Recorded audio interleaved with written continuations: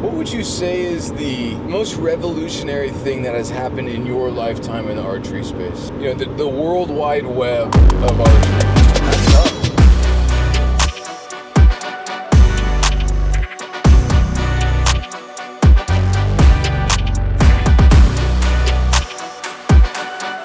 The day before yesterday, around 12:30, we left Spokane. We drove to Bozeman, spent the night in Bozeman, had a little meet and greet with Barklow. And then at about 1 o'clock, we drove to Bismarck, which we were driving till almost midnight, just before midnight Bismarck time. They're an hour ahead. Found a hotel, random hotel, not the greatest hotel in the world by any means. Probably went to bed at what, 12:45, 1? Somewhere there. Got up at 6, grabbed our crap, threw it in the truck, went across the street, got gas and Starbucks, and then drove to where we are now, and it is like 12-ish or something like that. 11:55, so it's noon, so we've been going since 5.5 hours, give or take. I'm not gonna lie, I've had a bit of an epiphany. Gas station food is way better than it used to be. Like, I haven't eaten at a gas station hardly ever. And there's one across the street from the archery shop. They're just like, you can 30 feet to it. So that's off the gas stations for stepping it up. Road tripping with MFJJ. And we are in Fargo officially. I'm just gonna pepper you with random archery questions. Okay, and I want you to get your quick feedback. Pepper, just don't miss our gas. It's 19 minutes away. Okay. What would you say is the most revolutionary thing that has happened in your lifetime in the archery space? You know, the world wide web of archery. That's tough. Because there's been some pretty big things that have happened over my life in archery. And I don't think I can say one's more significant than the other, so I can just rattle some off. Sure. PSC creating the center shot riser, the thing that everybody uses today that actually gives you fletching clearance, so you can shoot any kind of arrow rest you want, any kind of fletch height, any kind of broadhead height, and not touch your riser. Because back in the day, your fletchings hit your riser when it left the bow, like a recurve does. So PSC invented that. Cam bearings, like putting a ball bearing in a cam. Everybody uses that today. Alpine invented that way back in the day, and Alpine made more money off of that patent than they ever made off of making bows, and that's why they just kind of stopped making bows. I think having a licensed patent is one of the most underrated ways to make money. In archery, it's not. I'm saying in a just lot of life in industries, it general. is. Yeah. In a lot of industries, it is. If it's a broad industry that has a lot of applicants, Right. It makes sense. But in archery, it's kind of tough unless you make something that's so everyday usage that everyone's like, I have to use that. Center shot risers, everybody uses it. I want to say carbon fiber risers, but not everybody uses it.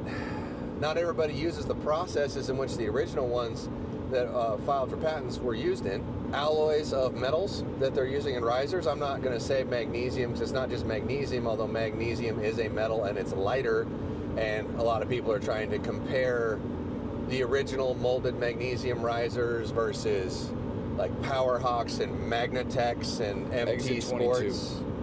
Okay. With what they're making today, those are not the same things. Those were all just molded risers, not they're not machined. Those are all molds.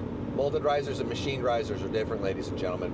They made molded aluminum risers back in the day too, and they were also very cheap, because molded risers have pockets of air gap in them. As the bubbling cools, they create soft spots in them, which is what makes them unreliable, and typically made very heavy to try to overcompensate for the possibility of those little air gaps in there that could exist. These are not molded materials. They're block or forgings that are cut.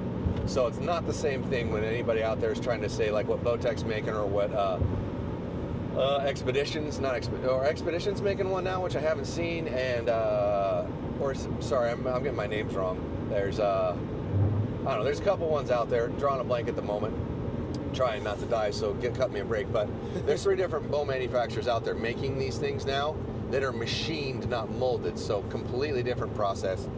And for the people trying to say that, oh yeah, after like 1,000, whoa, that's a little fast. Yeah. After like 1,000 shots, these things break. That's horseshit. I have seen a couple of molded risers in my life break, and they're all from this way. Yep. 20 plus years ago. Like nothing in modern design have I ever seen actually fail. I've seen a couple bend, but I've seen plenty of machined aluminum risers bend, so don't give me that. But that's pretty revolutionary, and I think that's probably our most recent revolutionary thing. Sure. I think the finger trigger release was probably the most revolutionary release ever, because it made hunting easy with a release. Right. Like the other releases and the other systems that releases had were not hunting friendly. At what point? The string loop on a bow. Yeah, that's was huge. That was what I was going to ask. That's huge because it made handhelds friendly. Well, what point did people go from using their hands on compound bows to using triggers or releases? 40 years ago, give or take, 40, 50, somewhere in there. But there was a transition between handhelds and caliper releases because the original caliper release opened and closed on the string itself. Gotcha. But it didn't open and close on a string loop. And people shot handheld releases, but there was a loop attached to the release itself, and you wrapped it around the string and hooked it into the jaw. And then that popped off and went around the string when it went off. Gotcha. And somebody somewhere went, well, why don't you just tie a loop onto the string and attach to that? And that's what everybody uses today. Revolutionary. That's a huge deal. Yeah. It really is. That's what everyone uses today. I mean, there might be just a simple less D-loop. than 1/10% of people shooting a release, not shooting a string loop. D-loop is revolutionary, hugely, massively.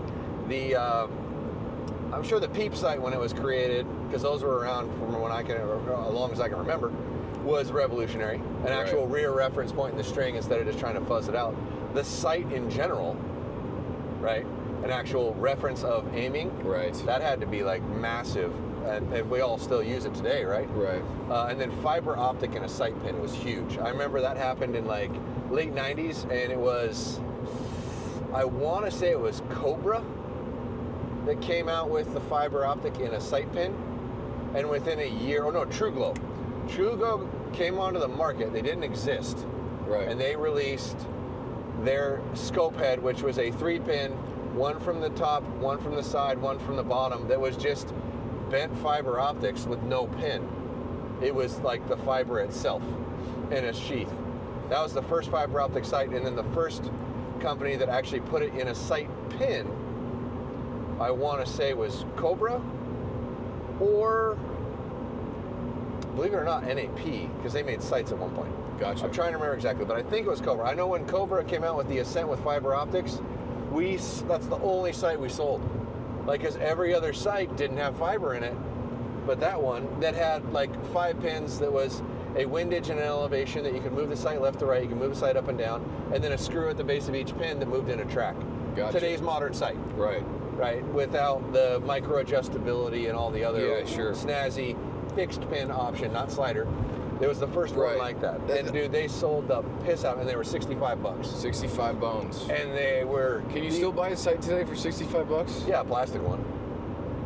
Actually, there's probably some Chinese thing out there that's metal that's under that price. When did the fixed pin turn into the sliding pin? When was that evolution? When did that go down? Ironically, the first movable sight that I can recall, which I might have missed, is called the Sightmaster.